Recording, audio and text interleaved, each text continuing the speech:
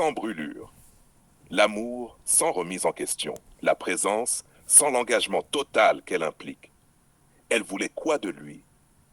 Qu'il reste sans la pousser à changer. Elle voulait ressentir la chaleur de son regard, la force de sa présence, mais sans être confrontée à ses propres incohérences. Deux, qu'il la rassure sans la bousculer.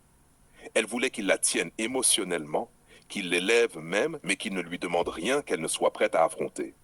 Trois, qu'il soit là pour la comprendre, pas pour la questionner, ni l'éduquer, ni révéler ses angles morts. Juste l'aimer malgré ses contradictions, sans l'amener à s'interroger sur ce qu'elle donne, construit ou détruit. 4. Qu'il soit exceptionnel, mais docile, profond, séduisant, rare, mais capable de se taire quand elle doute, d'attendre quand elle fuit, de sourire même quand elle teste. 5. Qu'il devienne un repère sans qu'elle devienne responsable. Elle voulait un homme ancré, stable, puissant, mais sans avoir à s'engager à sa hauteur.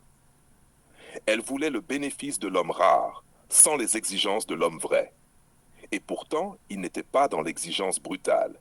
Il était dans la cohérence, dans la clarté, dans l'amour lucide. Mais cette lucidité, elle ne la maîtrisait pas. Elle la trouvait belle et dérangeante à la fois. En résumé, elle voulait un homme fort qui ne la confronte pas à sa propre fragilité. Un homme qui l'aime sans devenir un miroir.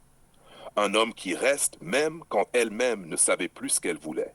Mais voilà, il n'était pas là pour remplir un vide, ni pour flatter une image. Il était là pour bâtir. Et elle, au fond, n'était pas prête.